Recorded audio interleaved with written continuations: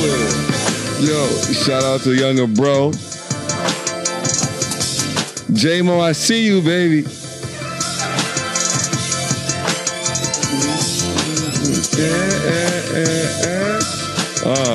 That's fire.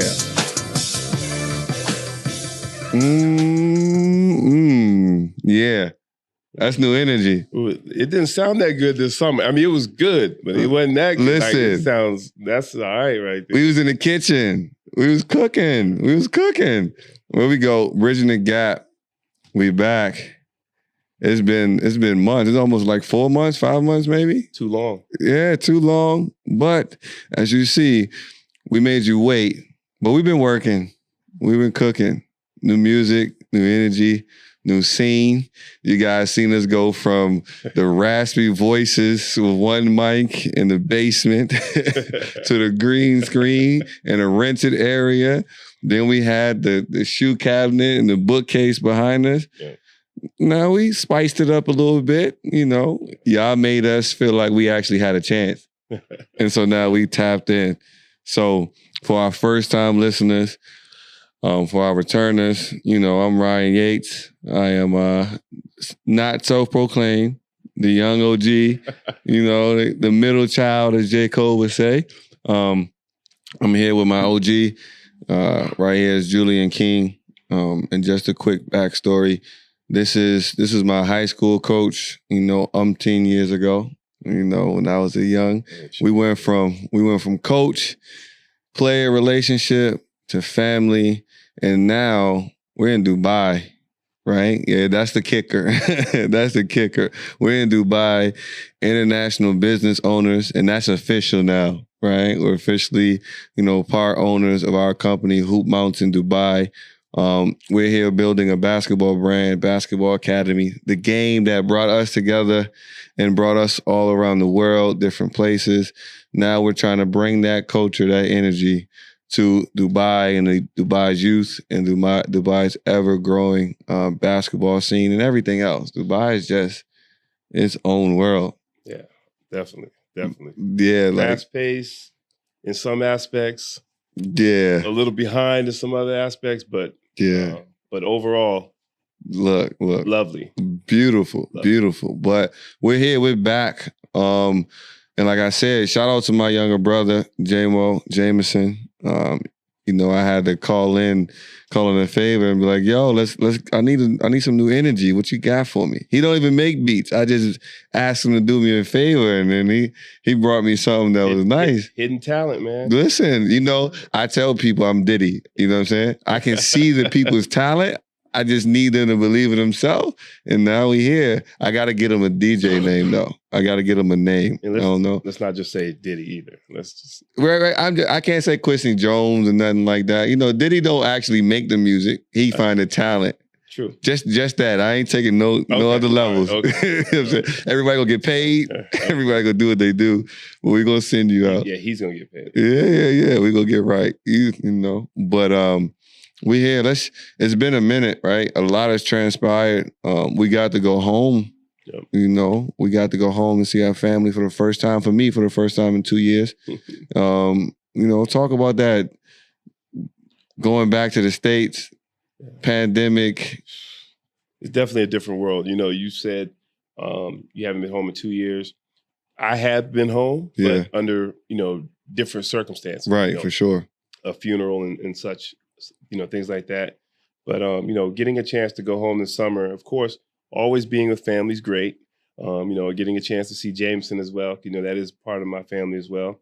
And, you know, just getting a chance to relax a little bit. Short period of time, but just relax a little bit with family, friends, and do some things that, you know, we don't get a chance to do here. Right. Because it's just us. Right. You know, and so, you know, that's good, getting a chance to see everybody and catch up. But, you know, after a while, especially at my age, it gets to the point where you're like, I'm kind of ready to go back. Yeah, but let's keep it a buck, though. Let's keep it a buck. New energy. Let's keep it real. When I got home, I was like, yo, what is this mess, right? I'm spoiled now, right? Like you said, Dubai got its things. You know, it's still young and growing, but like everything's super clean. And certain things I don't have to worry about. Listen, as soon as I got off the plane, right? They told us when we got here, it's like, yo, Americans typically are looked at as rude and all this other stuff, right? And the British too. So I'm like, man, no, that's not true. It's just, just a different way of doing things. Man, it's going through the Emirates airport, going through DXB, so nice, flight attendants, airport people, so nice. As soon as I get off the plane and we go through customs at the crib, yelling, yo, get out the way. And it's people, I'm like, man, is it that heavy? I'm like, all right, okay, all right. I see what time it is. A lot more stress going on at the crib. Man, way too much. But then there's one new aroma that's just between DC, Maryland, and Virginia. For those of you that don't know, I'm from Alexandria, Virginia. Coach and I, we met at T.C. Williams High School. Now it's called Alexandria City High School. And you see I got my VA hat on. I'm actually VA head to toe. Shout out to my guys at What You Need. They looked out for the kid. And my guys lovers, Alexandria folks. But going back, all I smelled was the sweet smell of haze. I was like, man, it's different here. I'm talking about outside of schools and everything. I was like, yeah, we back in America. Yeah, for sure. It's the jungle, man. But what did you get to do at home that you made sure that you did when you got back? Name a few of those things. Oh, man, ASAP, fresh off the flight, I went straight and got some soul food. And I think I sent you a picture. It's no wrap. I went straight to the joint. Give me this, give me that, give me that. Stuff that I know I shouldn't be eating, but gotta have it. Facts. Gotta have it. Facts. I went to my favorite soul food spot because it's also halal. So I went to my favorite soul food 6 times while I was home. 6 times at least. I was like, I'm getting this every time because I can't get it when I leave, And you know what else I was happy to see? A 7-Eleven. The little things, right? And I didn't even think about the fact that the 7-Eleven just right there, I can just get to it. Yeah, the gas station stuff nice, but sometimes just popping in and out of the 7-Eleven is just the energy. Yeah, you can keep the 7-Eleven. I can hit the gas station here. I can go in and out at any time of the night, and I ain't got to look over my shoulder. And nobody asking for money. And I live in a nice area, but it's still Baltimore. Listen, man, Baltimore, you take nice in Baltimore and then nice everywhere else, a little bit different. Come on, don't step on us. Don't step on us. Y'all ain't bad though, but yeah, we'll get into that home stuff, as we go out, because we had some things that we saw out there for sure, but it was good energy. Yeah. It was good energy to be around basketball too at home. For sure. It was good to see the summer league basketball popping off. High school guys getting back to it, the young ladies as well. So that energy is always dope. So shout out to everybody at home. We love that. Podcast though, as you guys see, there's some new things around. So we're gonna be taking this a little bit further this year. We betting on ourselves. How they say, it's win or win because we're all in, right? So this time around, it's gonna be more inclusive. We're going to call home. You guys going to start there. We're going to tell more stories. We're going to get into this more. The reason why we're calling it Bridging the Gap is because my OG here is 20 years my senior. And it's not all the time that you get to sit across from an old head and you guys just get to kick it, share your different perspectives, basketball-wise, music-wise, culturally, experience, and just hear both sides of the story. So now, you guys heard me say a lot of things about Coach, and he tried to, back me down on them. But now we can call people and, phone them in. And also, we'll start to call in and let our listeners, phone in, share some opinions. Let's talk about some things you want to talk about. So, make sure you follow us on Instagram, TikTok, subscribe on YouTube, Spotify, Apple, and everything. And each week we'll try to get some of our listeners in so they can interact and talk with us as well. So we'll make some things work. So with that being said, all right, we want to do a little bit of a mental health check-in, right? Because, things are going on. Everybody has a little bit of things. Before we do that, I got to set the mood, all right? All right, okay. Just to be sure, right? This is not my candle. I left mine at the crib. but this is Coach. I don't know if, whichever camera you see right here, I don't know where he got the candle from with the off-white ones on there, but I ain't mad at him. I ain't mad at him. I know he didn't even know. Did you know it was off-white one on there? Man, look, I just thought it was the old Jordans, the first Jordans. That's why we bridging the gap. Yeah. Hey, listen. With the bread tie on it. What y'all don't understand is when I see stuff like that, I just see iconic. And I don't know all the names and all that stuff. I ain't into that stuff. When I was your age, I did. But, I'm a little older now. I got other things I got to worry about and concern myself with. You'll get there one day, too. What you worried about? All right, so the vibes set. We got the aroma coming. So let's get a mental health check, taking a little bit from that I Am Athlete pie. Let me know, King, where you at spiritually, physically, mentally? How you feeling? I'm doing a lot better. I was down with the flu last week, and that was weighing on me a little bit. Because I think I ran myself into the ground a little bit. We're working so hard and trying to get this business off the ground and keep things moving. But I'm in a much better space, man. Now we've kind of gotten to a point where we're in a rhythm now, and we're getting into the year. And this starting the podcast again is going to be a big stress reliever for me. Because now we get a chance to air our differences and talk about some things that are bothering us, business wise, home wise, and things like that. So I'm in a good space, man. Yeah, I'm in a good space. That's good. What about your spirit, man? Because you're a bit of a warrior. I said worry, like WORRI. Why do you say I'm a warrior though? Because I've noticed this too, right? And it's funny because shout out to Brian back there, Hoophead. He always talked about, because we got to do camp. Shout out to the St. John's girls basketball team and Coach Cribb out there in DC. Best basketball program in the country for young women. But B was like, man, you out there working with JK. He said the one thing about JK is he gonna come in there and he gonna let you know what to watch out for. He gonna come tell you, look, and you like, yo, relax. But then you always think he is right though. He is right, but he always think about every possible outcome at every time. And you even did it for me. I always remember you used to always tell me all these can happen in high school. Be prepared, for better or for worse.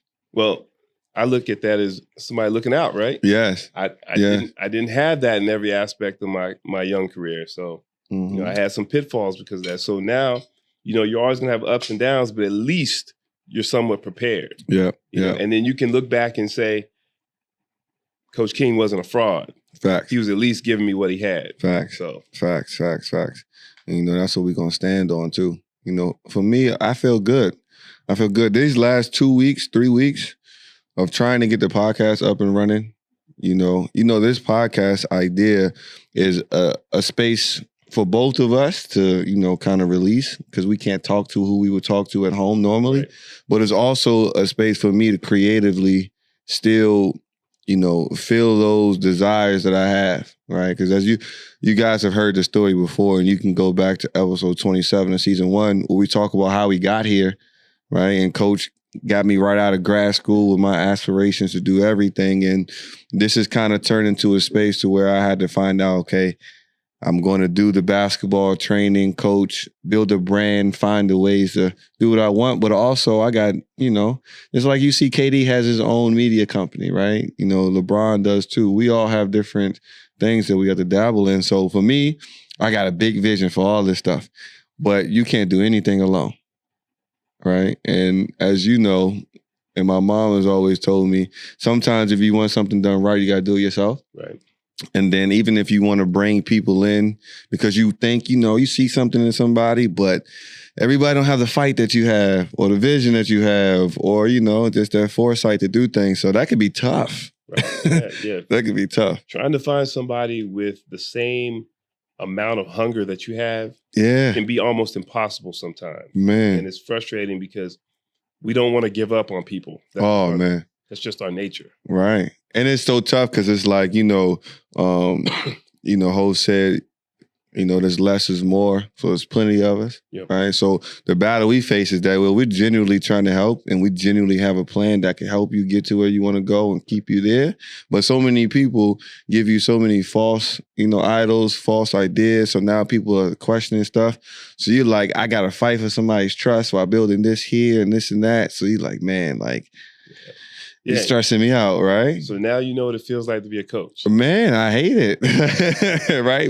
But again, you always got to subject yourself to that as a leader. So, it was tough getting that, but thank God we finally here, right? And, I saw something from Steve Harvey today when he talked about how he finally got to his Apollo audition and his hosting of it, and how hours before he was about to quit, he got that call. And when it was just about man, I'm sick of this. Because, this right here, I took my last of everything, right? But I'm like, it's all or nothing now. We're going to try something. So now I feel good. Now we finally got it off the ground. For everybody out there, if you have an idea, don't wait. You know what I'm saying? An idea that is idle, that's just sitting, is useless. But if you just started, whether you got everything you want or not, you can always build and grow as you go. Just start it, though. Just start it. But with that being said, let's get into the action. Let's get into the action. All right? NBA. The NBA, since the offseason, NBA offseason is always cinematic. Right. Action. Jam-packed. But this offseason, this is definitely one to remember. One to remember. So I'm going to just say one name, and we'll start there. Kyrie Irving. You want me to sum it? You started, you bring it up. I think everybody that's listening is well aware of situations, right. But Yeah, everybody has their own opinion on Kyrie Irving. You know, you and I, before this latest incident involving Kyrie, you and I have had many discussions about Kyrie. Yes. And I just want to be clear with everybody. This is not anything with Coach King not liking Kyrie. I love his game.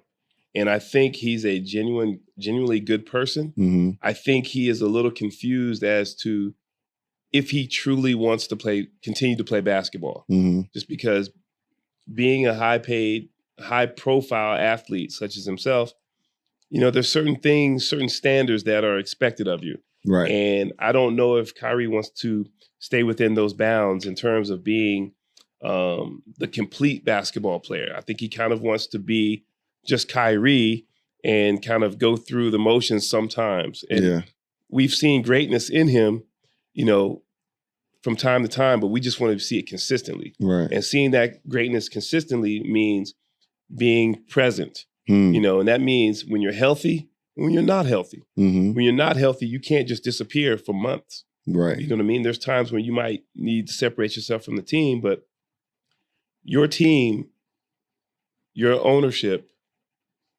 your organization, they need to know where you are just to make sure that you're still on board. Right. Because you are an integral part of the team. And the organization goes as you go. And I think a lot of the former players, I think some of the fans, I think they have all taken a stance with Kyrie for some of the wrong reasons. Yeah. And I think that, we're making it a little bit more than what it really is in terms of, he just has to decide what he wants to do. And so that's where I'm confused. Right. I know you're confused because you're a ball player, you're a gym rat, you're a coach. I think some other guys are confused. And so I don't know what the hell to do. So look, just recently, before we got on today, right, we saw that there was a group of protesters rallying outside of the Barclays Center, trying to get inside and protesting for Kyrie Irving to go against the vax mandate. I'm sorry.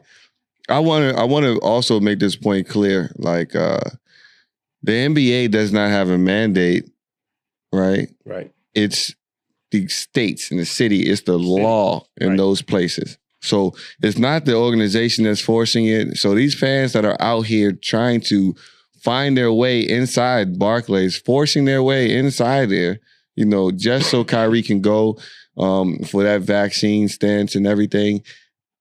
It's ridiculous. Yeah. Like, what are you doing? They're protesting at the wrong place. It should be City Hall. For what reason? Right? And again, this is why when we talk about Kyrie and him being one of the most entertaining basketball players ever, talking about a guy that has no bounce, he's not a high flyer or whatever, but he's box office, as you say. Right. You love to see Kyrie play because you don't know what he's going to do. He's a magician, right? But what comes with that is the power you have amongst people, right? And of course, that goes one way or another, but the influence. Right. You know that your words, your actions are going to ignite people because some people are just followers. That's just the way it goes. But as a leader, as you said, there's responsibilities. And not even just going to go off just this vaccine stuff, because I know Stephen A. talked about it before, but like the last 4 years, from the time that you won that title and then you guys lost the second chance, and we started to hear rumblings within the organization in Cleveland before you got traded. Right. And even, the issues you had with Bron. And then, Bron always said, I don't know what happened. Right. I tried to make it the best. And then ever since that conversation, we got that he gets to Brooklyn, he wants to be a leader, but Boston, he wants to be a leader, but he can't. Then he apologizes to Bron. Then he doesn't play, and that team gets to the Eastern Conference Finals without him. Then he talks about going to Brooklyn and getting here. Then the pandemic happens, and he wants everybody to stop playing basketball. And then it comes when he finally plays. He comes and plays for 7 games, and then dips for a couple months, and then he comes back just to figure stuff out. And my problem is, you're in the best organization in the world. Right. The NBA is not the NFL. It's not anything else. It's going to allow you and assist you to be yourself. And to push those platforms, because you had David Stern, who was the greatest commissioner. He's a godfather of commissioners, right? Rest in peace. And now you have Adam Silver, who's right there. Right. And now you're at the point to where you're forcing your hand. And it's like on the side of the people who are against vaccines, it's understand you feel like it should be your choice. But on the other side, millions and millions and millions of people have died, right? Your brothers and sisters in the NBA, your brothers have lost family to them people.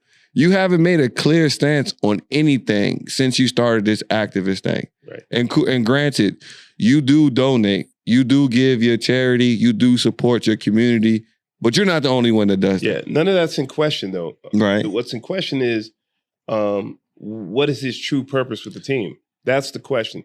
Because as much as those people want to back Kyrie, let's not forget, 99% of the world has to get the vaccine just because they want to keep their job. He could quit today and never have to work again in life.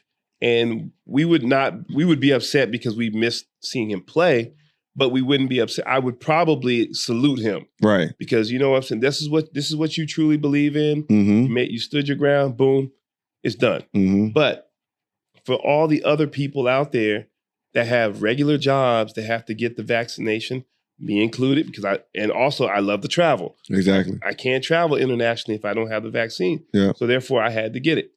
So what are we fighting for? I mean, It's a choice. And I know that he did make a statement that he was told one thing, and then once the season started, he was told something else. Well, I'm sure the Brooklyn Nets had no idea that the city was going to make this mandatory. So you can't fault them, and then you can't fault them for saying, well, if you're going to play, you got to be here 100%. You can't be here 70% of the time. Come on, if it's going to be 50, like you're going to miss big games. Right. And again, like you are only in Brooklyn because KD agreed to come with you. Everywhere you were going to go in free agency, everybody was just taking it as a package deal. Right. Right. Harden is there because of you. Right. So now you're not only doing your own thing, but you're messing up the legacy potentially of your guys. Right. And so Brooklyn just made it official that, they made him available for trade. Right. Stand on it. You got to, because, the league is healthy when it comes to guards and the youth coming up. So we would love to see you, but, next man up. And my thing is Kyrie, you need to make it clear where you're going to make your stance at, right? Like I think right now we all have a point where even in social media, people kind of get beside themselves, think they're a little bit more than what they are because they have some visibility, right? Don't get confused with what Muhammad Ali did. Don't get because you hear some people, don't get confused. Don't even get confused with what Kaepernick has done. Yeah. Right? Because the fight was very, very, very clear. Yeah. I don't want to say his name wrong, but Denver Nuggets. Mahmoud.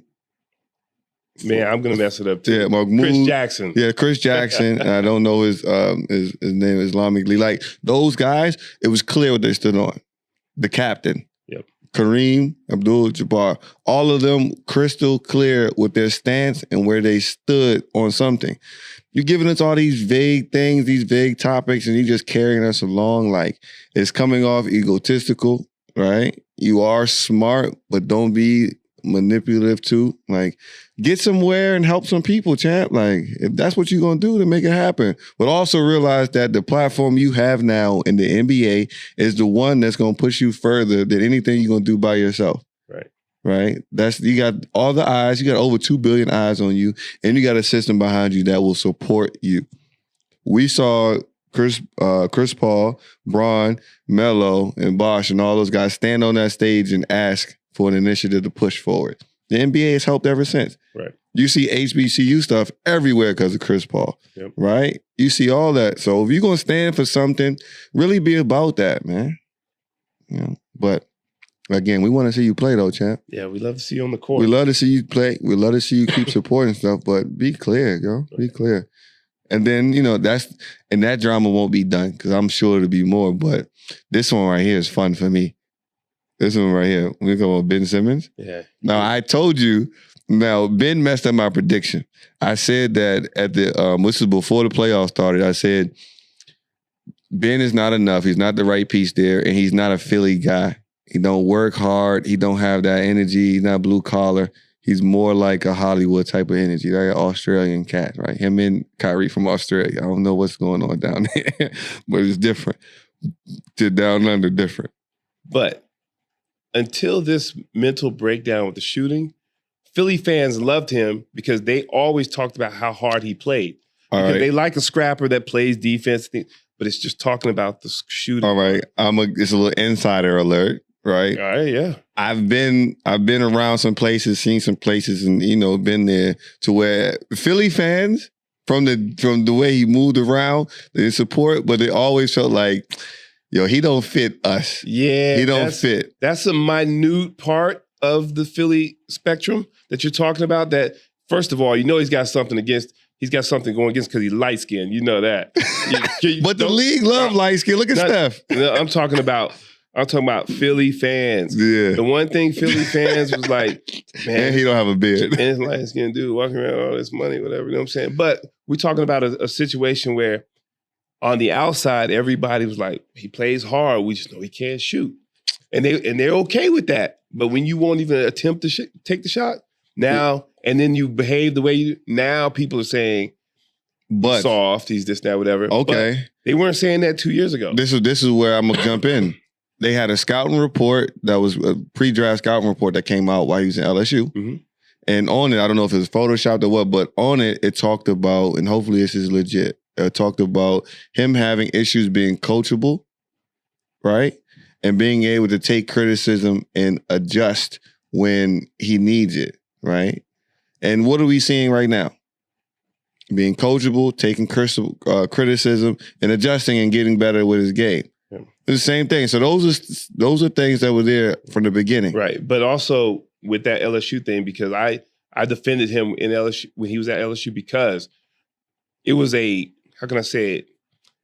It was a crazy situation. They had like 2-3 guards that were transfers from other places. Yeah. And the moment he signed there, it was a little tension because he was the best player in the country. Right. And their coaching philosophy, because I don't want to say the coaching staff, whatever. I mean, he was basically playing out of position. Right. And you had to because he's playing out there with 2-3 other midgets. So he had to play in the post. But the minute I saw him play, I said, yo, he's really not a post player. For sure. He's a wing player that can handle the ball and make decisions, whatever.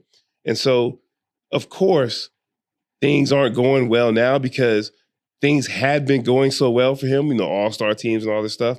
And now he's hit a brick wall, doesn't know how to handle adversity. You know what? But that's not only just a Ben Simmons problem. That's some other, you know what I'm talking about. So this is the thing with Ben, right? I think Ben himself is a victim of comparison. From the very beginning of him getting into the league, he signs with Clutch, gets to a Rich Paul. He's tall, he can handle the ball, he got court vision. So who they gonna compare him to? And he's under that camp. They're talking LeBron, right? Talking about that second coming. And you hear Stephen A. talking about it all the time. I think he's LeBron 2.0 with a jump shot. No, not ever. LeBron is from the hood, from Akron. He was going to get busy. He wiggle. He get to his thing, period. Now, what I see with him is I think he does have a limitation on how great he can be overall. Just because offensively, he doesn't have the tools to do so much, which is fine because you can be. That's mentality, though. Yeah, I mean that's my point, though. But that's part of the game, right? Right. Especially as a pro, because the mental part is what's going to dictate how far you can go. Because everybody has tools. But why can't we just say one of the real problems is that Ben, like so many other young guys now, they're given stuff, even though they are talented. Yeah, it's not the same. It's not the same resistance as it was before in terms of getting to where they are. And you've said it before. Even though he is talented, he's been given a lot. When you get those comparisons like that, that's given to you, man. No, for sure. But then add on to that, you come into an organization that had terrible habits. Terrible. They was in that trust the process era. Yeah, I ain't say that wasn't. Yeah, you know what I'm saying? You know what I'm saying? That adds into those work habits. You talk about, everybody's talking about how guys like Lonzo Ball, right? Lonzo came in with a shot that was in the front of his nose and all types of stuff. And you watched him work. And you watched him work and get better at it. But I also wanted to point out to people that from the time we saw that big baller talk from LeVar, right? We also saw videos of all three of his boys working. It was never ducking any hard work, but we never got that from Ben. And now we're here with Ben, right? Let's get to the meat of the situation. They're talking about he was upset because of the comments from Doc Rivers and Joel Embiid after that game that they lost. Again. And like I said, I'm going to contribute a part of that to the culture. These guys, listen, they make tons of money, and everybody, is on Instagram, social media, whatever, tough guy, and this, that, whatever. I'm the next generation. As soon as they get a little adversity, they got issues. It's everybody against them. Right. And Ben he's the ringleader. Right. I mean, that's how it goes. Like what Doc Rivers said was soft. Right. That 20 years ago, Doc would have been like, yo, you suck tonight. You got to step it up. And Doc didn't even say anything. And I've been seeing so many people shoot bail for this kid, talking about he's not in this position, he's not in that position. No. And I seen people go from, all right, no more the LeBron talk. Let's go talk to him and put him in. I seen Gilbert say this too. Put him in the same position that we're putting Giannis in. Let's just talk about Giannis, right? Giannis will shoot 5 air balls in the game and still shoot the next shot. For sure. That's different. It's a different monster. Giannis has gotten better every single year he's been in the league, right? How much better has Ben Simmons got, in all honesty? What has he added to his game from the first time you've seen him to now? Well, like I said, he hasn't added anything, but that's a part of what you said about the organization. Okay. All right, now, because remember we talked about this, as I said, as soon as Doc goes to Philly, watch Embiid be in shape. Yes, yeah. And if he didn't get injured, he'd have been MVP last year. But two things, though, right? Everything about a player's success is not always within the organization. So, like, who is your camp around you? You got Clutch, you got all those people around you. You spending your summers away. Now, I do remember you saying that with these contracts so big, maybe there needs to be some incentives like, look, you need to go sit with Lethal Shooter for 2 months and get that together before you get back here, if you want this $500,000 bonus. It's Ben Simmons under Clutch management, right? Right. Man, Clutch management ain't running him every day. Yeah, no, that's fact. Because he got too much money. If Ben Simmons was making 1.8, everything Clutch says he's going to do. Right. You know Yeah, that's facts. Yeah, but yeah, you're right. He needs to be a lethal shooter Yeah. 2-3 months every summer. You know? Right. But when you got so much bread, guaranteed, so what you supposed to do? And this is what I think Ben Simmons has. Ben Simmons has the best marketing team. Right? So I think there's a lot of perception because we talk about players in small markets and how they can get on space. I've been hearing so much about Ben Simmons for years, right? Never been overly impressed. Never was like, wow, he is great. He can be great. But what he has is he has that gangster behind him, that Clutch, that Rich Paul. That's going to find a way to get everybody paid, find a way to get you your highest market value, find a way to do everything. I don't know the ins and outs, but he got that behind him. So when you walk in the room with him, it's a little bit different. And they got the media pools and everything else. He got a different push. He definitely has. Like he said, he hasn't earned any of that, yo. Right. And the media gets you to your all NBA stuff, all-star, because I don't think he should have been the all-star last year. Right. He definitely has the agent mafia behind him because anytime you can get a guy wearing ankle braces for Lakers.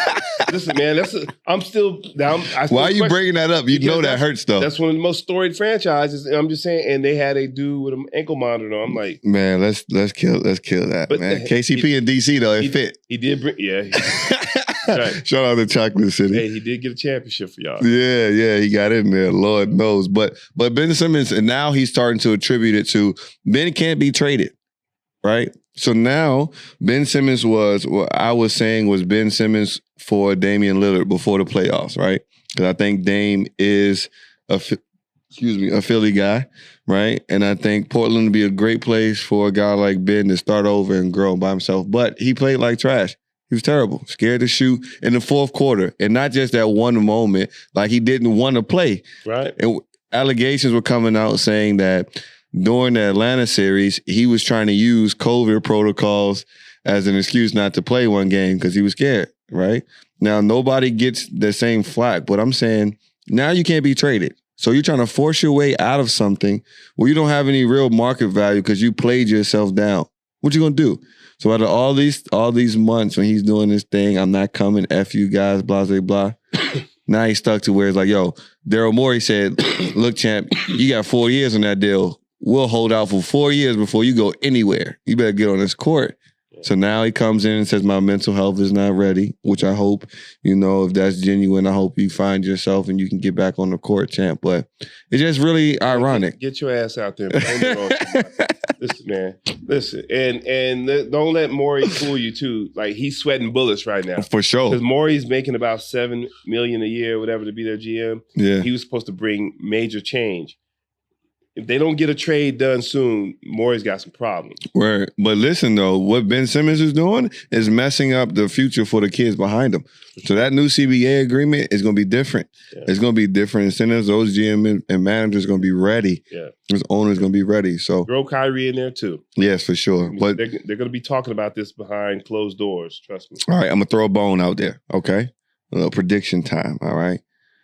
Right now, the Celtics are struggling.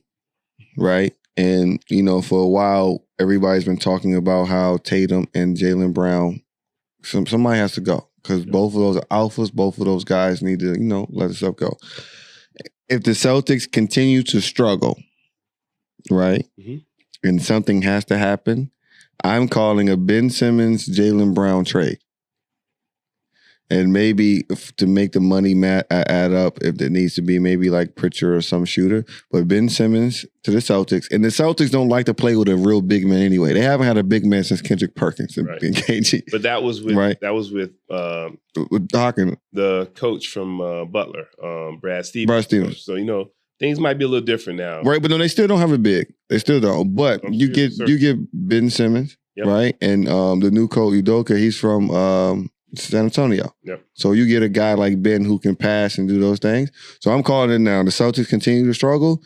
Don't be surprised if we start hearing Jaylen Brown for Ben Simmons. Right. Philly would love Jaylen Brown. Oh, my goodness. They love it. That'll change the whole situation.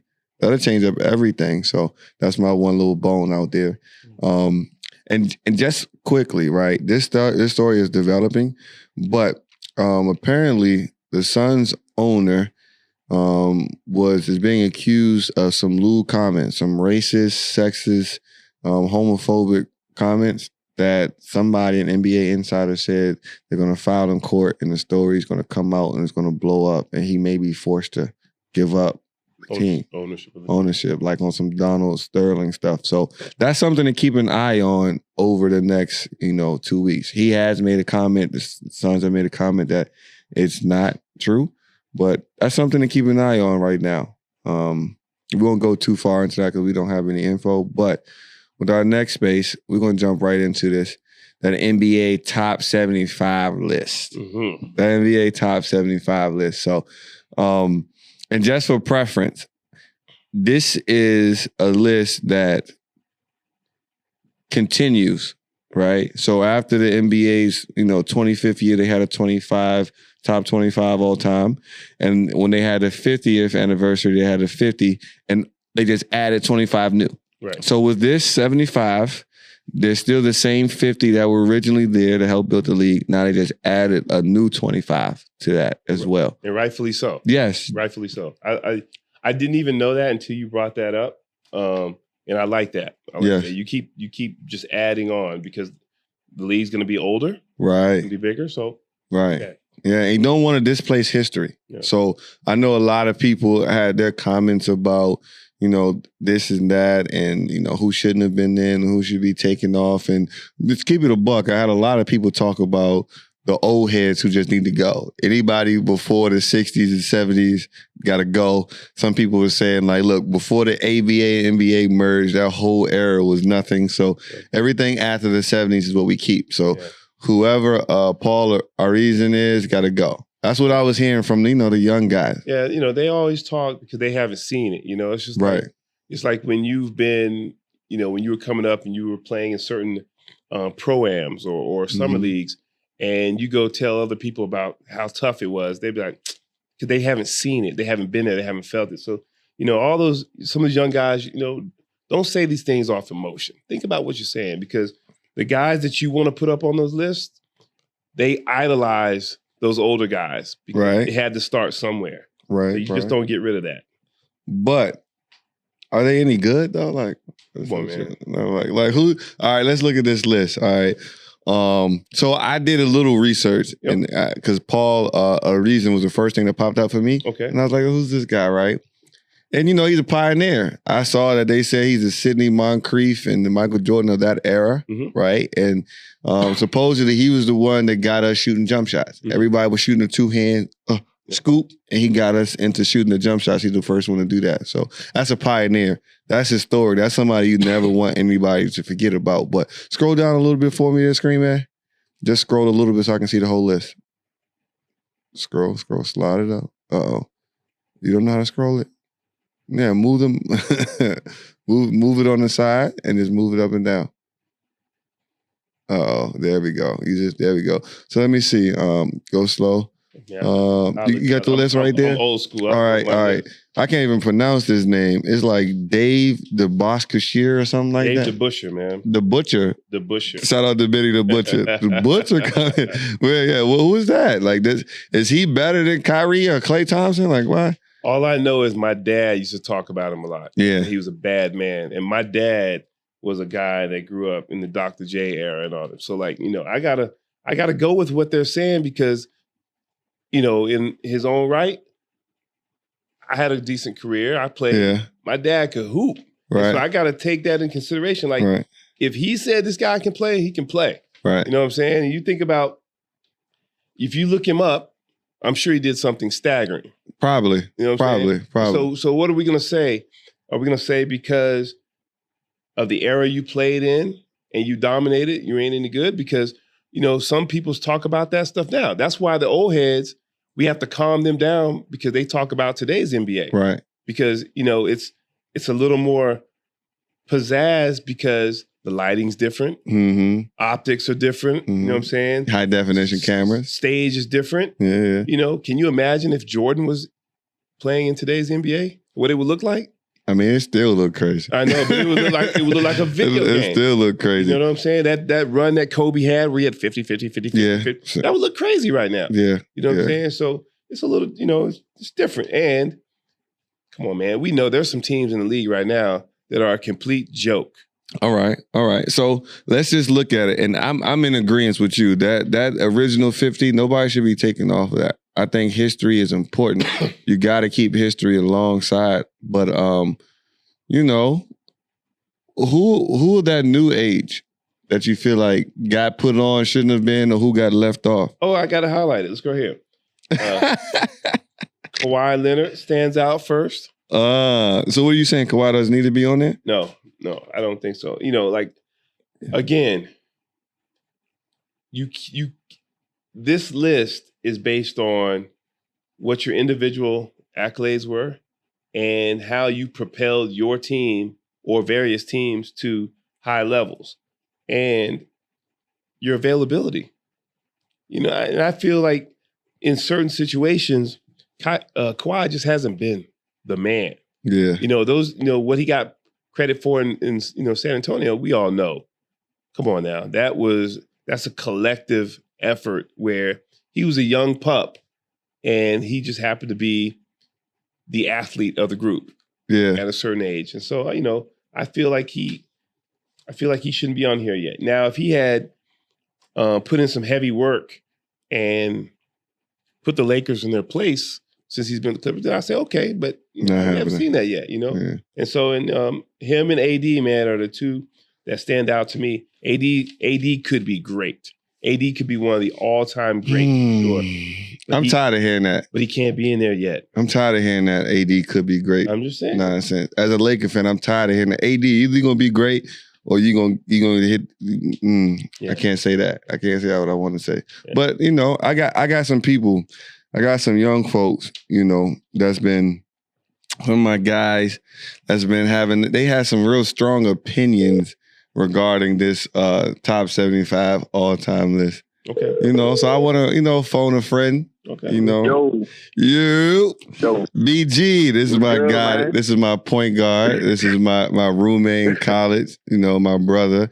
We played together. He actually went to Carroll in DC. Okay. Yeah. That's the public private school. So you made it out of Carroll to college? Hey man, we gotta salute you, man. You know what I'm saying?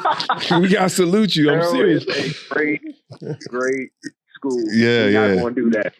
We're not going to do that. Carroll ain't been the same since John Thompson played there. Rest in peace. But BG is one of my guys who I talk to all the time. Him and RJ, we talk hoops all the time. And this top 75 list, OG, he had, he was like, man, like, who are some of these old people who should be on and who should be off? So, I'm letting BG. So right now we're talking about Kawhi and Anthony Davis not deserving to be on the list at all. I agree with the Anthony Davis one. I gotta look at some stuff with Kawhi. It's hard to not include Kawhi. He do got 2 different championships, 2 NBA Finals MVP on 2 different teams. So that's a little tough to do in the league. That sounds good. That sounds good. So with you saying the MVP he got with San Antonio, he put on a performance of the ages to get that MVP? He didn't, but I don't think they won that finals without Kawhi. That's not to say he's not an integral part of the championship run. Yeah. We're talking about being top 75, the dog. And I kind of put this in perspective for you. You think about when the Warriors beat the Cavs, right? Yep. Who was the best player in the series overall? LeBron, right? When the Warriors beat the Cavs. Yeah, the first time. Yeah. So it was LeBron, right? But we know for Golden State, the marquee guy is Steph, but they gave the MVP to Andre Iguodala. You know what I'm saying? That's fair. That's so a fair point. So for when the Spurs won, if you think about it, we all know it's a trio of old head Timmy, Manu, and Tony Parker. Three Hall of Famers. The 3 Hall of Famers, and Kawhi. And 2 of them aren't on this list. Right. So would you say that Kawhi had a better career than Tony Parker and Manu Ginobili? Wait, Yeah. real quick, which two was on the list? I thought they left Tony and Michael. Yeah, they're off. Yeah, they're off. That's They're something. Those two are off, right? But Kawhi is on. I thought you were talking about out of them three. I thought you were talking about out of them three. My bad. Nah. So let's get to the old head thing, right? You said that the old heads don't deserve to be on there, man. Go ahead, just talk. Go ahead, speak your piece.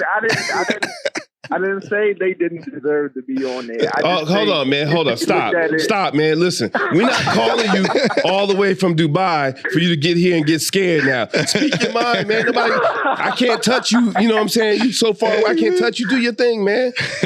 Just remember this. Just remember this. When your ass get 20 years older, the young bucks going to be saying the same thing about your generation. And you're going to be like, wait a minute. Y'all didn't get a chance to see this. So and that's cool. That's cool.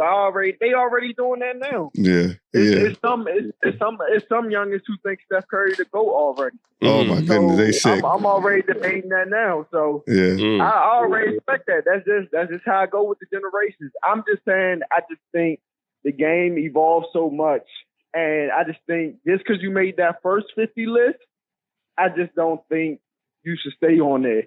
Ooh. I think that it should change. I just think it should change. But I respect those guys for what they did for the game. I just think there's so many great players that come behind, and that's going to get left off. But hey, that's the nature of the business. But I just think that I just think that first 50 list. Once you do it, all right. So they made the first 50. Yep. Once you do the 75, I think they should. It should be everybody. It should be like a start over. You feel me? But think about this. Instead of going from 50 and building on the 25. But think about this. What if you're in the next 25 to come up, right? And let's just say there's a 10-year run where the league is weak. And so now we're taking 25 new guys, right? Where we're just throwing some guys in there just because we got to throw 25 in there. You see what I'm saying? So you never know, because people talk about the golden era of basketball is the 90s, like the really late 80s and 90s. You know what I'm saying? Early 2000s. Yeah. So that would kind of disqualify someone who might have been cooking 2012, 2013. Is that fair? You see what I'm saying? So the guys that, especially the first top 50, because remember, they started the game. Yeah. So you can't get rid of them. But then when you think about the 25 they added, like you can't take off, say, we talk about Steph Curry, you can't leave him off. Yeah. Even though we know that certain things have happened. He's never been a finals MVP or whatever. You can't leave him off. Right. Because he has contributed to the game. Yeah.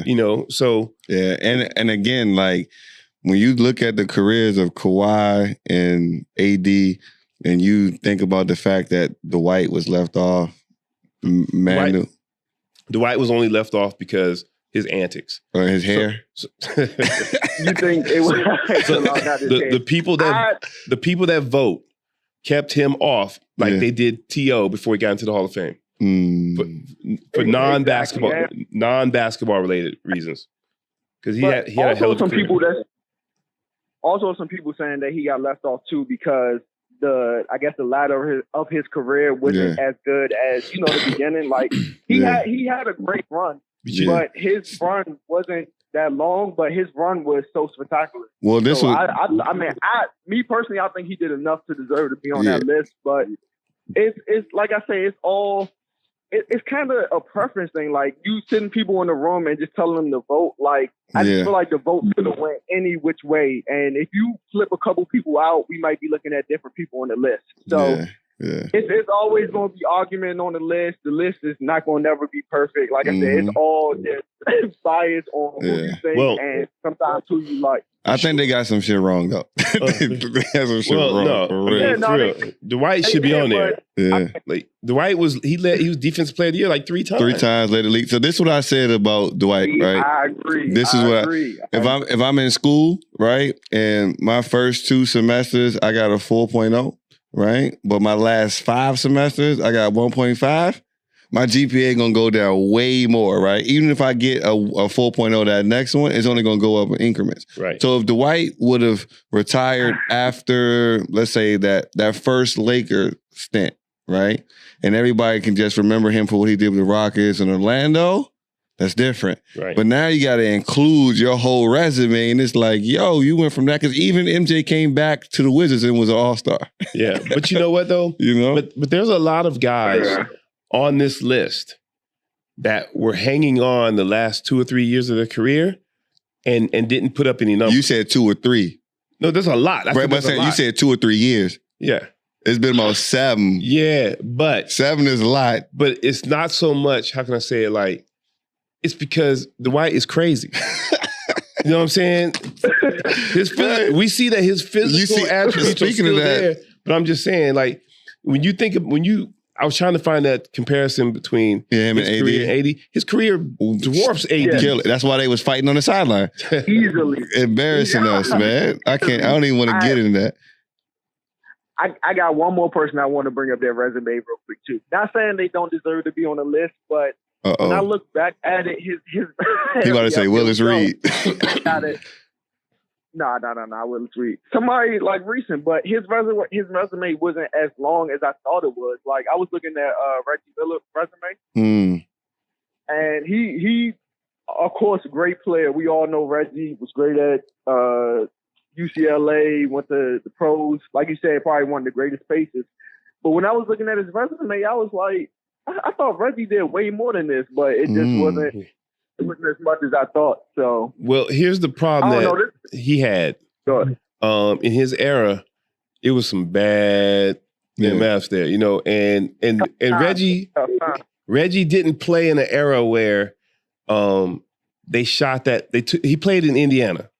And if you go back and you look at their team, you know, Indiana might win. They might win every game scoring 75, 80 points. Mm-hmm. If Reggie had an opportunity to get 10 more reps a game, Reggie be one of all-time leading scorers. Yeah. Because, you know what I'm saying? It's just pace. It's the style of play that they played. And then, I mean, how could Reggie shine? He was a 2-guard. You always had Mike, Clyde Drexler. That was probably the greatest era of 2 guards. Joe Dumars, you know what I'm saying? It was tough. It's probably the last era of 2 guards. Because now you just got combo guards. Yep. So now you don't have any of that. Because your best scorers might be your point guard. True. Yeah, we're definitely in an era right now where the combo guards are crazy. Killing. So shout out to Gilbert and Steve Francis and them. But I'm gonna let you rock, BG. You know, I was just telling everybody how I had to hit country style like 6 times while I was at the crib. You know what I'm saying? Man, with dressing country style up. Man, go holler at Aki for me, man. Go holler at Aki call for me every day telling me you was down the street. Man, for sure. Tell moms and them I said what's up. I'll check in soon, bro. Man, and just so you know, hey, man, we had a transfer from Carroll. Oh, yeah. And it was like I had to start all over teaching somebody the ABCs. I'm just letting you know that. Oh, man. You said you had a transfer from Carroll? Yeah. He came to TC. No, he was different. Javon, I love him to death, and he became a really good player. But, man, I was like, yo, you bringing that WCAC, academic, reputation over here. You know, you should be bigging us up. But I was like, okay. Yeah. Hey. It's all right. So, hey man, it can't be all of us. It's going through the cracks. I can't make it. No, that's love. I can only vouch for about 80% of us, man. Right. That's still a lot, though. Damn. All right, big dog. Let me let you rock. All right, man. All right, bro. Appreciate you, bro. Check in. Oh yeah, for sure. Bet. That's my guy right there. He got the meanest in and out hezzy spin we had seen. That's my dog. But we talk about that stuff all the time, man. And I even was on the other side of like, you can't not keep the historic guys there just because people got to go back and see how far the game grew and like where it was going next. Because, to think that the game started with people shooting underhand and then one person decided to do something different in the changes. Right. So now you get to watch the growth of the game through these players. Right. And the NBA does a great job of keeping those stories alive. Him being a point guard, you should know, like, you think about, we talked about Kenny Anderson before. Yeah. And Kenny Anderson can do 10 times more than what he showed. Right. Because that's the way they coached the game back then. Mm-hmm. So So, the guys, like you said, Pistol Pete and those guys start doing crazy stuff. We got to keep them because the reason why you're here right now. So let's jump into some NBA. The candle's starting to kick in some magic. It took a little while, but it's starting to smell a little something. I'm so congested, I can't smell nothing. Yeah, man. Look, that ain't good. Look, all right, let's jump into this. These NBA predictions, right? We got that top 75 list out of there, and NBA predictions, right? Before we get into that, what's going to dictate a lot of stuff that's going to happen this year as far as offensively is the NBA rule change. Right. And so the NBA changes rules regarding foul calls on non-traditional, I think scroll down a little bit for me. On the shooting fouls, use the arrow.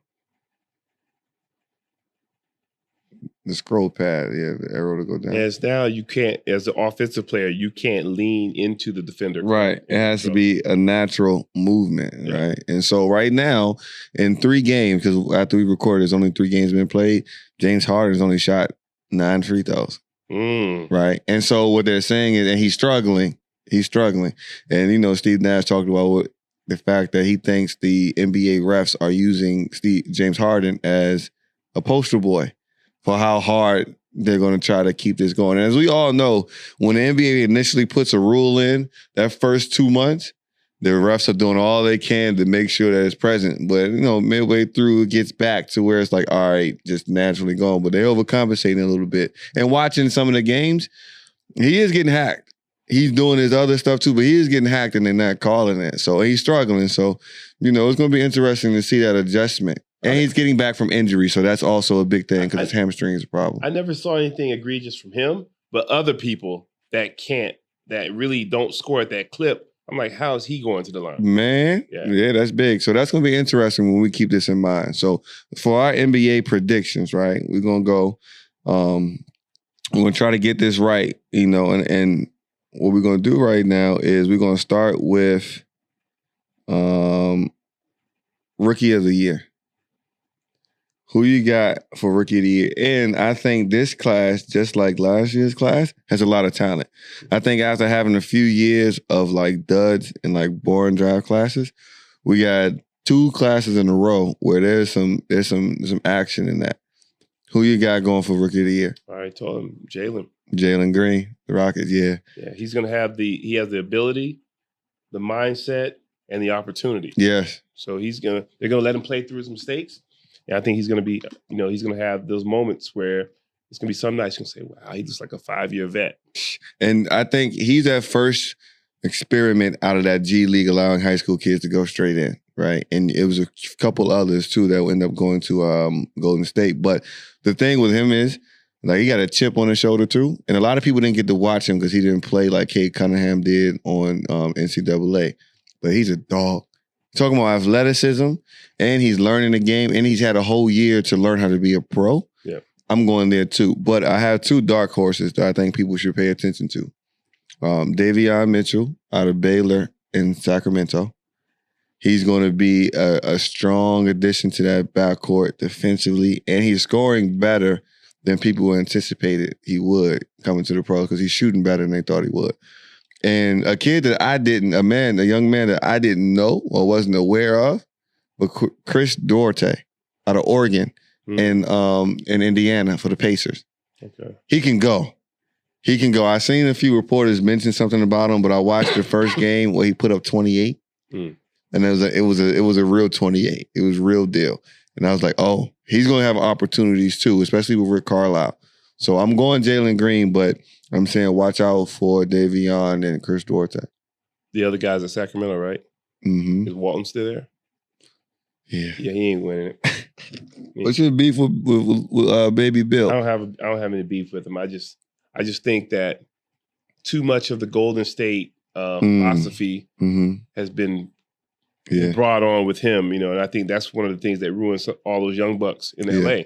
Because all those young guys from LA are balling. All of them. Shout out to them. All of them are going off, So we both got Jalen for that. All right, let's talk about breakout seasons, right? What players do you think are going to have a breakout season? And you can define breakout however you want. Yeah. Well, this one guy, you brought him to my attention last year, and I started to really take notice.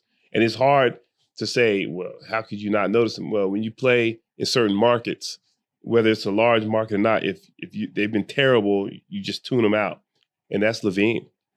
I really think with the addition of those other guys, he can really do his thing now. Now, when he explodes for those big nights, now that's going to result in a W. A W. They already up 3-0. Yep. Yeah. So I just think that's going to help him a lot because I was torn because I also think that he will have a chance to be top 5 MVP.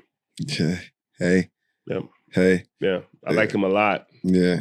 Now, my person I'm going to mention right now, everybody's going to be like we already know, but I think there's another level for him to reach. And I also think that he's still not getting the respect he's due, right? I'm going Ja Morant. So we're about 2 years in his third year now, and we're removed from that initial Zion fanatic phase. And I was telling people, regardless of what you thought you were seeing from Zion, right, in that moment, in the long haul, just basketball-wise, Ja's the one. Ja's a winner. Ja's going to get it done. He's going to get better, and he's going to be available, right? People have their sayings, how it's going. 3 years out now. Just last night, he put up 40 and 10 on my Lakers, right? First Grizzly to ever do that in the history. And it's still a young guy who he's finding his way. Now, this is the time where I think he solidifies himself as one of the top guards, like consistently. The same way Trae Young did. Mm-hmm. Into where we started having to talk to him different. Because even with Ja, he's brought Memphis into a winning culture. And we don't really know what type of pieces are around him in Memphis, right? We're still figuring all those things out. I do like the Steven Adams addition for the type of way he does pick and roll. Jaren Jackson is good, but he needs to be consistent. And he's been he hasn't been healthy either. So, So Ja has some young pieces that have been in and out, and and Adams is basically just getting there. Yeah, so I think that's a breakout. But I want to add to that I think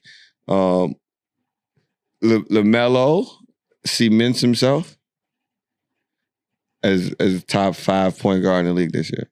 He's got to after wearing that yellow outfit.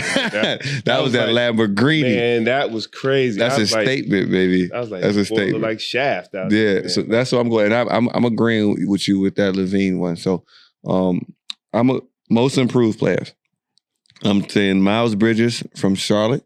Because if LaMelo's going to be top 5 MVP or top 5 point guard, it's going to be somebody on the team that's going to benefit from that. Right. And Miles Bridges is a dog. Right. He hustles, and he's been working on his trade ball. He's going to get open shots, and he already gets in transition and plays defense. I'm going Miles Bridges, and then I'm going dark horse Jordan Poole from Golden State. Now, I think Jordan Poole puts pressure on Andrew Wiggins. Right? I think because Andrew Wiggins, he's one of those guys that I'm like, you just don't know. So when Klay comes back healthy, Jordan Poole gives the Warriors a safety net so they can do minute restrictions and he can come back on as he wants. But I think he plays well with anybody, and he's one that can go get his. So I'm thinking Miles Bridges is my most improved, and then Jordan Poole in the mix. I like that. I like that. Dang, that Poole, that's right. Yeah, I probably would go with you on that one. Because he's on the verge of is doing something special. Right. But I do like my guy in Utah.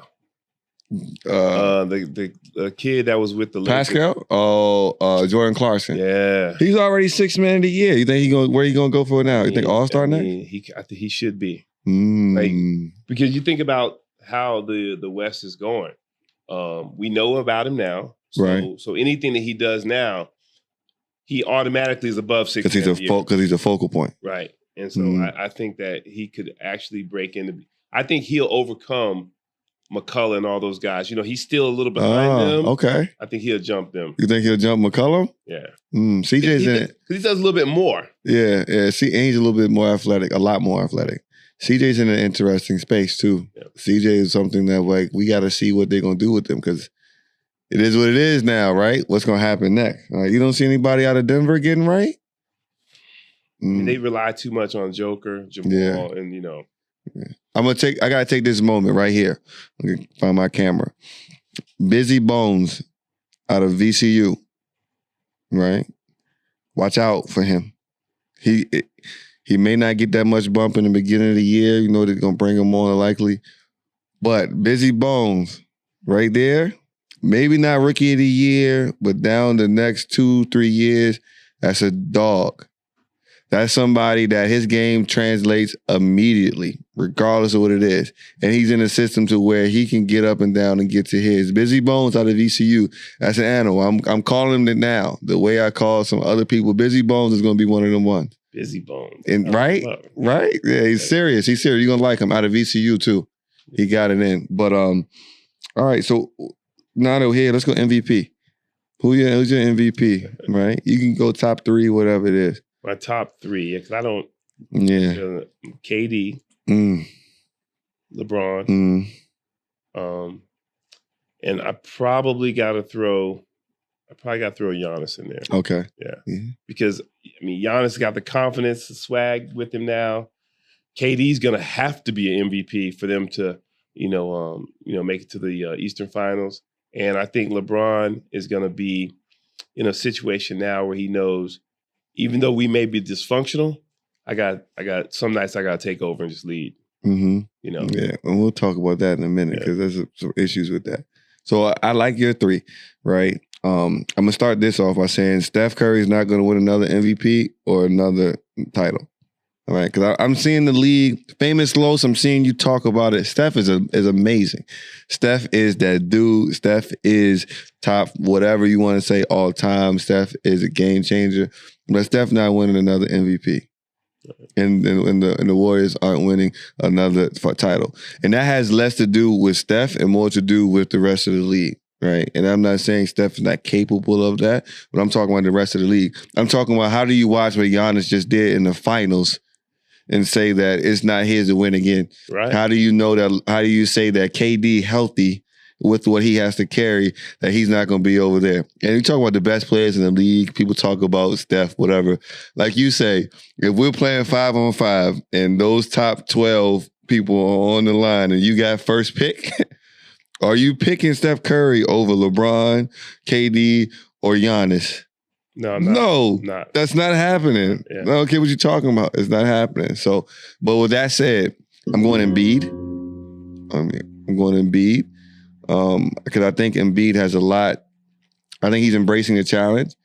I think he's taking that step to say, look, this is my franchise. Ben, you're going to have to be here. This is mine. And I smelled a little bit of it last year. If I was healthy, we would have been good. But I think this year he's going to get that. So I'm going to go Embiid. And then I'm going to throw in there Levine. Okay. Yeah, so that's a top 5. So I'll go with you there. I did think about Embiid, but I just think that knowing Doc and how he operates, Embiid may not play enough to win it. Right, because he wanted to make sure he's ready for the Yeah, I get that. So let's go. Who do you see? And I'm not even going to say, let's go conference finals and NBA finals, right? Who do you got coming out to going to the Western Conference and Eastern Conference finals? Let's talk about the East first. The East is loaded this year. The East is loaded. I got the Heat. Ooh.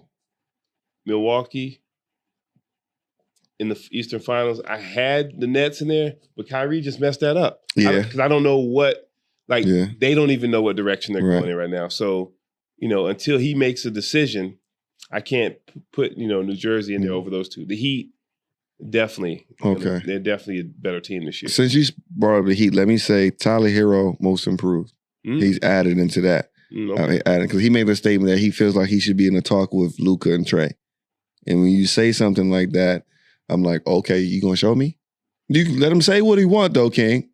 Because he put up 30 and 12 the other night. The game before that, 28 and something and win. So we gonna see. Yeah, I know. But keep those comments to yourself. Yeah. Trey and Luka is something different right now. I got an interesting take on Luka, but we'll get to that later. Right. I think, But all right, Eastern Conference Finals. I think the East is loaded this year too. Yeah. I think the Knicks got better. The Wizards got better. Charlotte is going to be competitive. Shout out to Cole Anthony in Orlando. They're gonna get mopped up, but Cole Anthony, he's gonna do his thing. He's been doing his thing. So I think the East is going to be a lot tougher than it has been. in the future. I mean, the last couple of years. But with that being said, I'm going to go with the Nets. I'm going to bet with KD. Okay. I'm always going to bet with KD, right? And then I'm going to go Atlanta. Mm-hmm. Yeah, I feel what you're saying about Trey, but it's not just about Trey no more. They don't have enough. They do. They are loaded. They got firepower. I think what they didn't have enough was experience. So you talking about and it depends on the side, what side of the bracket everything gets on. Because if they're on the opposite side and whatever, maybe it could be Miami and Atlanta. But I do think Atlanta gets there. I think Atlanta gets there because I think now they have more experience on top of that. And I like their coach. So I take that into consideration too. Okay. I'll bet with Nate McMillan for a lot. Yeah, I like Nate too. Yeah. But them having to get through Miami or Milwaukee, I don't see it. Yeah. I mean, for good reasons. All right. So out of those, who do you got coming out of the East to go to the finals? Man. If Kyrie's back, Brooklyn. Right? And Brooklyn doesn't have any injuries, I got them. Let's go present day. Right now, Kyrie's not there. Right now, I'm going Heat. Yeah. Okay. And the only reason I'm going Heat over Milwaukee is because I think that Spoelstra will out-scheme Milwaukee. Yeah. You know, I like it. That'll be fun too. Because Milwaukee didn't necessarily change. They didn't necessarily change how they played. Giannis changed how he played. Right. And to be honest, DeAndre Ayton didn't show up those last 4 games, so that made it a little bit different. He got hit in the mouth, and he looked like a little puppy out there. Yes, he didn't get a chance to show up. Yeah, it was a wrap. He was food. Yeah, just sit in his car seat back there. Yeah, he was a plate. We get you later. Yeah, it was a wrap. So, with that though, I'll say this: I'm going to go with Miami too. Mm-hmm. Because I like the way Miami sound with the NBA Finals. They really improved their roster, though. They did, though. Getting PJ Tucker and Kyrie. Kyle Lowry. Kyle Lowry. Like, that's a heavy pickup, and everybody will be healthy this year. Yeah. Yeah. Because, they can. Watch out for them Knicks. What about a Miami and New York's conference final? That'd be awesome. Take you back to them old days, right? That'd be awesome. That'll be awesome. That ain't happening, though. Yeah, that'd be awesome. I like that. They play like that, too, though. Yeah, they do. They grit and grind. Yeah, and New York got a lot better. They had more firepower on top of an already gritty team. Right. I like what they did over there, but, Dibs, man. Yeah. So, all right. And my finals, right? I'm not even going. The West, I'm going with the West Lakers. Yep. Right? My loyalty lies there. You know what I'm saying? So I will say this though, and I said this last year, right? Look at the camera. My camera all charged up. It's all good. Anthony Davis, right? We're 10 years in, I believe, 10 years into his career. And I keep hearing people say he has the potential to be top 5 this. He has the potential to be this. It's 10 years. We're a decade in. No more potential, Slim. We are only going to go as far as you are going to take us. Right? The struggles we're having right now as Lakers is because of you. Yeah. Right? Like, when you're talking about those top 5, those great players of all time, we still should be winning games with the talent that we have around them because you're just that dominant and that great. With the tools everybody says you have, with all the capability everybody says you have. That's why LeBron makes those faces sometimes. That's why Russ should be able to make mistakes and be like, it's all right. AD going to erase him. We can't do that right now because you're not handling business. AD, the Lakers, right? When you look up in their stands, you see Mikan, you see Shaq, you see the captain, right? Understand what your job is, champ. You are there to dominate. I don't see any of that top 5 days. I don't see any of that stuff people talking about. I don't see it. All right? I don't see it. I need to see a different thing. Bron did what he did. Even Russ has done what he's done. He's cemented. Like, he deserves to be in any conversation of all-time greats. And Melo is Melo, right? Like you said, Melo could be 55 sitting in a wheelchair. He going to knock down a jumper open. That's just going to happen. But AD, it's you. It's you. Now, with that being said, I got my Lakers going to the finals and winning it. Okay. Right? I'm not even going to talk about nobody else in the West. I don't care. I don't care. But AD, man, bring that action, dog. I'm sick of it. What you got? You know, I'm going with LeBron. They're healthy. Yeah. You know, I don't think anybody else had. First of all, nobody has a matchup for AD. I mean, that's just bottom line. Second of all, no one's going to have rim protection like AD. No one's going to have DeAndre Jordan. No one's going to have bigs that can switch out like AD. Mm-hmm. And I just think that, you know, there's some fantastic guards in the West, but I just think that LeBron, just once you get to the playoff situation, he just slow the game down and control the tempo. And we got Rondo, and he's going to pass over the top, things like that. And then when Rondo comes in, LeBron will slide to the wing or to the four. I mean, there's just too much versatility and size that anybody can deal with. Yeah. You know, Portland's going to be scrappy, and they're going to make a little noise. You know, Denver make a little noise. Dallas, I don't think Dallas is going to make any noise like they did before. Yeah. And, you know, Phoenix, we know they looking good too. One hit wonder though. Yeah, they'll be competitive again. They will be competitive. Yeah, but when I say one hit wonder, no finals. I'm just talking about they're not making a run like that. Yeah, they'll be good. Yeah, you know, they'll be 50 wins. Mm-hmm. That's it. Clippers. We don't know what Kawhi's going to do. The Clippers weren't going to win anything if they were healthy. That's the period. Like I think Kawhi Leonard is a bit overrated. I'll just say that, right? I think he's great, right? I think he's really, really great. But I also think that he's a system guy and that his success depends heavily on who's around him and what system he's in. Yep. I don't think you can just drop him anywhere and everything change. The culture doesn't change. The players around him don't get better. None of that. Honestly, if Paul George was more of an alpha or more of an assertive guy, he's better. He's top 5 in the league probably, right? And I said that before, but that's just mentally. But I think that's over. You don't have enough firepower over there. Like, that's not going to happen. So adding on to that, Frank Vogel, get the rotations right, champ. I don't know if you need JK here to watch some film and give you something to break down when you should be subbing and who should be subbing with who. But get the rotations right. You got lucky with the pandemic and everything when we won during the bubble, but you've been messing up rotation since the first time. And I get it. Start of the year, new faces. They got to learn your defensive strategies and everything. But get that right, man. Get those rotations right. Austin Reeves should be playing more. Of course, we got to get healthy. THT got to get back. Nunn got to get back. Ariza got to get back. Avery Bradley came back, but I don't think we got no minutes for him. I think he plays too much right now. Yeah, already. Like, I get it, but you got to get that right because that's one of the reasons why Russ is going to be struggling too. You got to have the rotation right so he can get his run, so he can run wild because you don't need to put him inside a cage. You let that animal go, right? You just got to have the right lineup with him. Exactly. Get him on the wing. Right? That's it. But that's it for me. I'm going Lake Show. Lake Show, we put up that extra banner. We got more than Boston, and we run with it. What's it, 17 now? I think it's 17 and 17, and we go 18 now, right? You know, and then if we do that, if we win another finals, it's going to be because of AD, and then AD is going to be finals MVP. And he should be in the MVP conversation. If that happens, let's talk that top 75 talk. Yep. Let's get there. But if not, chill out. You know, but overrated, underrated. Players, teams, situations, who you got right now that you think is being overrated? Overrated. I think I wrote that down. I think must be a surprise for this. I think I wrote that down. Overrated. You know my main man, Rudy Gobert. Oh, sure. Man. And I'm not trying to pick on him. Woo. But, man, listen, you can't be Defensive Player of the Year when everybody gets a chance to. And you switch on them, their eyes light up. Yeah. You're not defensive. Multiple times.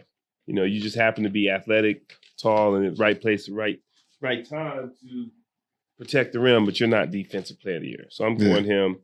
And honestly speaking, man, I hate to say it, but this guy is ultra talented, but I don't think he's going to get them any further than he has before. Because he needs a lot of help. And I'm gonna say my man in Dallas. Luka? Yeah, he's tough, but he needs to be around. Like, he'd be perfect in Boston. Yeah. I mean, he'd destroy the league. But he don't want to go to Boston. Yeah. I'm just saying, but he's a guy that, like, we kind of put him up in that MVP conversation a little, here and there too much. Yeah, I don't think he's ready for that yet. Yeah. I don't think so either. Who you got as underrated? Underrated? I thought we were just gonna tackle that first. Underrated for sure. Your boy Zach LaVine. Yeah, and Zach a dog, man. And then the second guy I got underrated is Jrue Holiday. And the thing about LaVine is this is for all those scouts. All of them were saying pick Wiggins over LaVine. When they were both in Minnesota, they were putting Wiggins over LaVine. That's why LaVine ended up leaving. Like, look at you now. Look at you now. One shot hold. Like, get out of there. Yeah. Like, overrated. Man, that Rudy Gobert one was perfect. Yeah. Right. But I'm gonna go with Kawhi too. I think with like the position, when I think about what everybody says, he's on that top 75 all-time list. They always put him in conversations with KD and LeBron and all those type of things. I think that he's overrated. So he's not going to play this year. So that's just me giving that. But as far as teams go, when I say overrated, I'm going to talk about Denver. Right? I love Joker. I love what the Joker does. He's special. Yep. That he's special for big that passes like that. But I think Denver is like Toronto was with DeRozan. When they were winning 60 games, high numbers of games, but when they came to the playoffs, But I will give them the benefit of the doubt because Murray was hurt. Right. DeMar and those guys were always healthy, and they just had an issue mentally where they couldn't get past the Cavs. True, but I still don't think that they are a championship caliber team as people are putting them into that space, right? I don't think that team wins a championship. You know what I'm saying? Right. With now that you got to have a piece, because remember Jeremy Grant was a big part of that team. Oh, for sure. He's on his own there. So now you got somebody who doesn't have those intangibles or defensive instincts in Michael Porter Jr. Mm-hmm. You're not sure about consistency yet. Right. You don't, like Jamal Murray, even last year before his injury, he was struggling. People were performing different in the bubble than they were outside of the bubble when it was fans there, lights were different. So I think that plays a factor. The Joker is the Joker. Yeah. Underrated, Bradley Beal. And I think he earned that now, but I think the Wizards are going to be a better team than we are expecting. And just because of a culture change from guys like Harrell, right? And it's like there is going to be a different energy that we haven't seen in DC in a long time. Like Andrew, I don't think they're going to be like great. It might be like 6, 7 seed or something like that. But I think it's going to be better than they were last year. And I also want to add in there as underrated as Melo. Right? Just with all he pushed out the league. Mm-hmm. I think that acquisition is not giving enough acclaim as it should be. Right. I think both Melos, everybody named Melo in the league right now is underappreciated. Man, they're really gonna be better than what it is, though. But Carmelo for sure. I think his contribution and his impact is underrated, and it's going to be seen as the season goes longer and deeper in, for sure. Especially now because he get to have those catch and shoots, right? Wide open shots. Melo, come on, man. I know that's what he lives for. Man, like he's been doing that. Can I go back and change my most improved? Yeah, where you at? I'm going with Kyle Kuzma. Ooh. I mean, do you know what's funny? He got the opportunity because he going to go to D.C. and do what everybody does in D.C. Yeah. You're either going to revive your career and dip or you're going to be caught in the D.C. streets or that nightlife at St. E's and get it in. So, I like that too, though. But, speaking of D.C., let's get to, something that's close to home for you. And as far as HBCUs goes, I brought to your attention just recently that there were going to be an NBA HBCU promoted game between Morgan State and Howard. And I remember sending it to some friends of mine. And, we're not on the, turf at home, so we don't know exactly what's going on. But my boy immediately when I sent it, he was like, yo, oh, that's cool. NBA helping and cool, but they need to get the living situation right in Howard. So I was like, what you mean get the living situation right? He was like, yo, he sent me some links. And if we look up, hit those links from Twitter links. It's Twitter. That first one there. So the kids are sleeping out in tents, right? There's mold. And hit the next one, the next link. There's mold in dorms. There are rats. There are mice. Like, Howard is down bad. The living condition, kids are protesting. I'm sorry, I got a little chilly in here. Kids are protesting, sleeping in tents outside of school because Howard University, this was in the middle of homecoming, Howard University is giving them unfit living quarters. Mold covering the bed frames. You got rats, you got roaches, things falling. At Howard University, King. Now, to give some back history, go to the next article for me there, right? One after that. We also got water leaks. The next one, please. Right? So 2010, I believe, or 2008, sometime around here, the former head of Howard University's Bussard's office, and is that like, what is that? Bussard's office? Just basically like almost kind of like one of your financial aid departments. Yeah. So the head of that office was pleaded guilty to $140,000 of fraud, stealing that, right? Now, if you go, I think that's 2010, or maybe. Now go to the next article here. All right. About 2008, right? A Howard University, maybe not even that, 2018. A Howard University student accused of stealing $429,000 in financial aid and buying fancy clothes. I remember this because it was all over Instagram, and we was like, man, they finessing financial aid, right? Now we go to the next article here. Howard University employees fired, right? And this was 2012, I believe, or 2018 again. Howard University employees fired following an investigation into stolen financial aid of over $1.4 million. Now, I'm going to go back to the topic list.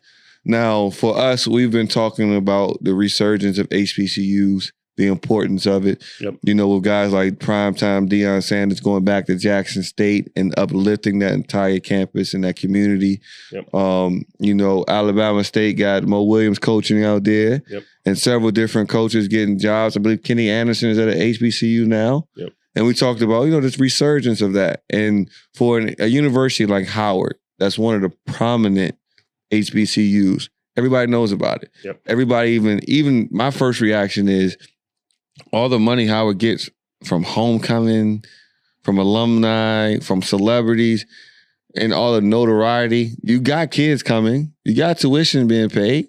Like, what's going on? Why is it not working? Is leadership falling short? Always leadership, man. We talked about this before, mismanagement and just no overall supervision of everybody that is in charge. Right. No one's watching the watcher.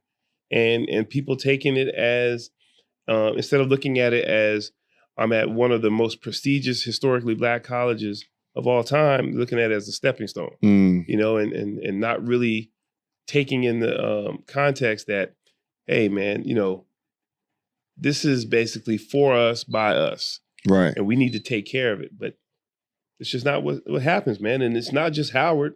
It's other universities as well. And, and it's just a shame because that entire area around Howard University has changed so much. Man. And so the school is supposed to grow with that community and take advantage of that. But how can you do that when you got people at the top that should be gone? But you, and for context, Coach graduated from an HBCU. He went to Coppin State University out of Baltimore. Legendary time there. So he's speaking from a perspective of an HBCU graduate, somebody that knows the ins and outs, somebody that's still engaged into his campus community as well on top of that. So when he's speaking from experience, from being there and understanding. So right now, like, kind of give, because for somebody, I went to a PWI, right? That's a predominantly white institution, Yep. right? Could have went to HBCU and all those other things, but, I chose not to, just for other reasons. I started there. Right. So I know I got both perspectives. So. But like, for me, I'm looking at it to like, man, they generate so much money from all the extracurricular stuff, like what they bring in, this and that, alumni and all that stuff. Like, how was that money being mismanaged? Well, like, what's going on there? I think we kind of... Because you said that a lot of the HBCUs had the same problem. Yeah, one of the problems is, I know from the outside it all looks good, and we have, you're thinking that with all the activities in and around homecoming, there's a lot of money being made, and you're right. But the problem is a lot of times that it's going to different entities because not everybody's galvanized and saying, you know what, every event that we have is strictly for the university. We'll make sure that we cover our costs, but it's not going that way. So there could be a ton of money being made at this performance for Howard, but we don't know where the money's going. How you put that into like so I'm gonna try to paint the picture of what you're saying, that is, right? And then you let me know for the people that's trying to say, like, what do you mean the money going one way and another way? So you like we're saying that like Howard University, right? It's a shoe store, right? It's a big shoe store. Let's say that it's a Nike store. Yep. Right? So everybody's going there to buy Nike products. Right. But inside the Nike store, before you get to the big event within there, there's a small store here that sells Nike products, and a small store here that sells Nike products, and a small store here that sells Nike products. And all of them, instead of being able to bring all that money one place, or they might sell Reebok here, Adidas here, Skechers right here, Crocs right here, Puma right here. And so everybody that wanted to give all their money to Nike, now they're getting pulled 3 and 4 different ways. Correct. So it's in different places. Correct. So essentially it's, I could be from Howard. Mm-hmm. You could be from Howard. But the event that we're throwing isn't just for Howard. It's my event. Right. Because I'm from Howard. Your event from Howard. And so what we're doing basically is we're pulling money away from the school that's going to me. Right. And part of it's going to you. Right. As opposed to all of us doing it together. Right. And it all going back to the school and then filtering back to us after the school's needs have been met. Because you're using the school's likeness anyway to Correct. get off in the first place. Correct. Because you're not going, if something's going around homecoming for Howard, which I've been to many and they're great, by the way, but if something's going on off campus or whatever in the nearby area, you're not going if it doesn't say Howard. Right. So, a lot of times, sometimes that stuff's fugazi, man. And, but you're going to have a good time and you're doing the right thing by supporting Howard. Right. You just don't know, who's going to take the time to go do the legwork to see exactly who's, behind everything. Yeah. And as we see, with the mismanagement, and the kids not being taken care of, all that money's not going to them. Man, that's got to be one of the most frustrating things to hear, though. Like, you got everything you need right there, right? You got prestige, which, colleges and universities are like charging premium prices on schools based on prestige, and prestige means nothing. Right? It don't have no real meaning, right? But you got a name that people recognize and love. You got a brand. You're in DC, right? You have some of the best professors at times. You just have Felicia Rashad join the staff, right? And then I've had the pleasure of talking to some people that were professors there and graduates there. So you got all the pieces, just bad leadership. Yep. Right. And it's funny because we talk about the same thing, whether it's basketball or anything. We always say that, so-and-so could be a great player, but it depends on what organization he goes to. Yep. Right. And so sometimes even us as individuals who have to choose a job or choose a college of choice to go to, right, you might be like, man, this just looks the best. Yep. Right. But then you get there and you be like, this 4 years just stunted my growth. Right. Right? Like my uncle always say, shout out to Uncle Ro, my uncle always say, don't choose a college based on the colors. Right? I didn't know that was a thing. Oh yeah. Okay. So I didn't know that was a thing. So I was like, man, like people used to do that. Yeah. But when you do stuff like that, then you start to feel those repercussions. Yep. Like, all right, I didn't think about what internally was going on and how that was going to affect me. Because now people are going to talk about spending $30,000 a year for room and board, but you get there and there's mold. Yep. There's a water leak. Yep. There are rats. And I know you've been to Park on 14th at night and that little like circle. Like them rats that run through DC, they New York is here. And then right here, right? New York got the horses and we got the pit bulls, like the small ones. So like, if I go into a dorm and see a rat. Hey man, listen, and I can say this because I went to Coppin State, and this was, this leadership regime is long gone. But I know people personally that paid their money on time, ahead of time, traveled all the way to the school, cross country, get to the school and don't have a room. Yep. And the school does not find accommodations for them, whatever. And then, like I said, that's another situation where it's poor management. Right. And there you go. And so you're talking about schools already that are on the cusp of staying Division I or going Division II. And people don't understand the difference between that. Yeah. So like I didn't even, as I got older and started hearing like being called a university or a college and then being Division I and Division II had to do with money. Correct. Right? It wasn't based on, the talent or whatever, because the talent fluctuates when you can give money away anyway, right? But all that had to do with money. So when a kid asks you about D1, D2, and that right there alone lets you know there's really no difference academically. Right. Right? Resources is a difference. Right. Right? And even then, what you have in resources with tangible things, at some of these smaller schools like mine, I had stronger resources in professors because they were people that really went out and did some amazing things and didn't want to be in those bigger universities, right, but wanted to be somewhere where they can have a more intimate classroom. And so we were there. So, that's for you kids out there wondering like, D1, D2, D3. And sometimes the only difference between that is money. Yep.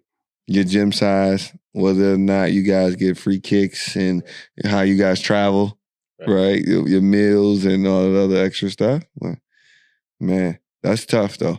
We got to get that together, man. For sure. Like you talked about how like thinking if you had a child right now and you've been saving to go to college because inflation is hitting, money is going, the economy is going down. So you're saving 18, 20 years, 19 years, whatever, before a child's born, to send them to college, to send them to Howard. And they get there. Something's going to be lit on fire. Yeah, there's going to be some problems. There's going to be some real problems, that's for sure.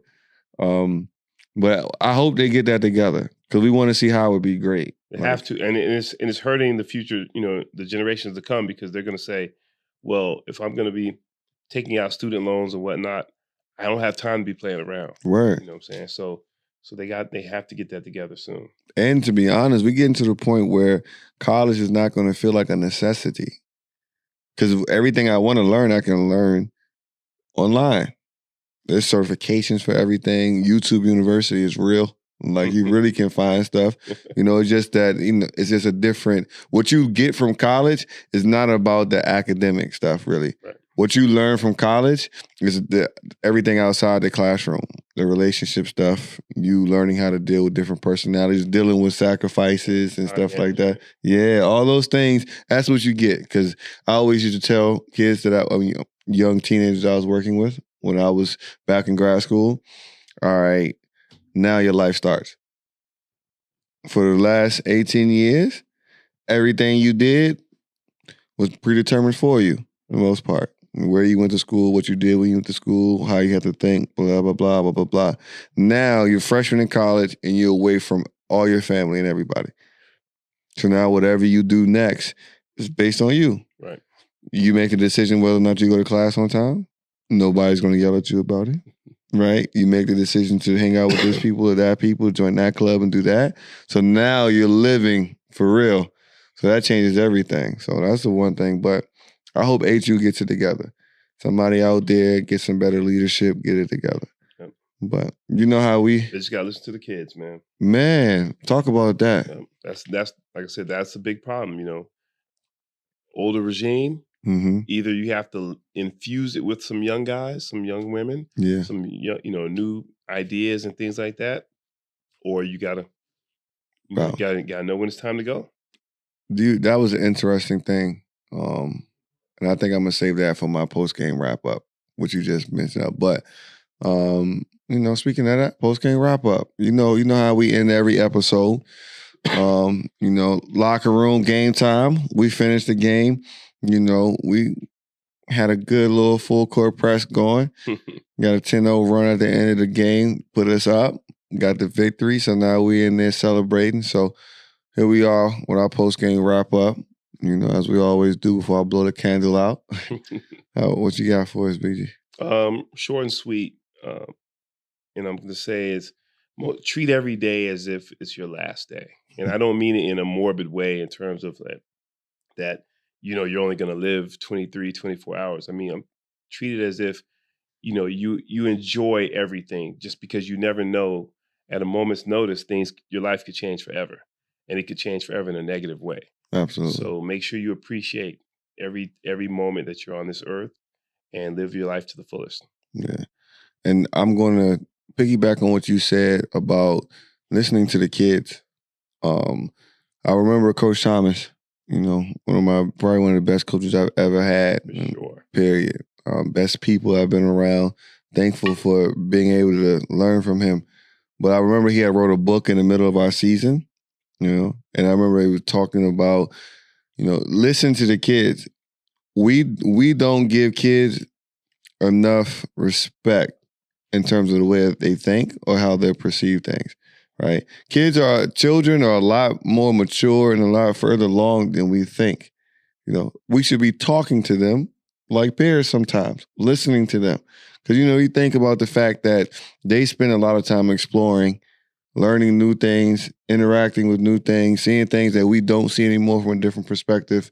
They're a lot smarter than we give them credit for, right? And we can learn just as much from them as they will from us, right? But give them that space to do that. Because kids surprise us every day. Right. Every day they tell us something we didn't know. We got kids building 3D model rocket ships and all these other different things. So, listen to those kids. Give them a chance, and see what you can learn from them. But that's it, here, Bridgin the Gap podcast, season 2, episode 1. We here, we did it. Alhamdulillah. We made it. That's it for everybody. Follow us on Instagram, TikTok, subscribe on YouTube. We're also on Spotify, Apple, Amazon, Google, Stitcher, every podcast platform there is.